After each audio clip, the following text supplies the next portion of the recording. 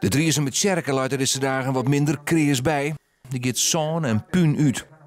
Wat we hier zeggen is de restanten van de voorganger van de vlier die je jeder in lijn hebt. En die leidt ongeveer 30 centimeter onder de nieuwe vlier die we erin maken willen. Om uw zinnen hebben we dus een laag van gielzoon, dat is geroerde groen. Die is er inbracht en daar is eigenlijk net volle historisch in te verwachten. De laag die daar 30 centimeter onder leidt, daar is wat in voor te verwachten.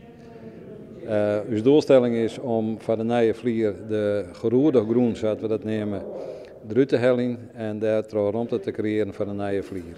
In de nieuwe vlier worden voene grijfstien zich bemakken. Maar dit is behoorlijk scancherestien wat je helemaal net verwachten. Nou, we verwachten in elk geval alle stenen te treffen die uit het archief bekend zijn, die je geregistreerd binnen. En dat zijn eigenlijk alle stenen die je eigenlijk zien kennen. Ja, ze zitten nog wat onder het zon, onder de platen. Alle stenen die we als zien kennen nog.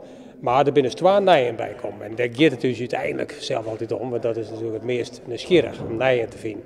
De steen is van een edelman en daarnaast laat zijn zwansie. Nou, dat is Feijer van Goslinga. Dat is zijn broer, de grijfstien van zijn broer, wie bekend. En die Tjepke van Goslinga. Die lid van het Verbond van Edelen in 1567. En zijn broer, die leidt hier onder begroeven. Die is van 1558, die stoon. Ik schat dat er zo ongeveer niet, of 4 of 24 is net ouder. En zijn zwansje leidt er voor het nijst. En dat is net heel goed te zien, maar wij denken dat die ek in 1558 stoon is. En die heet Pieter.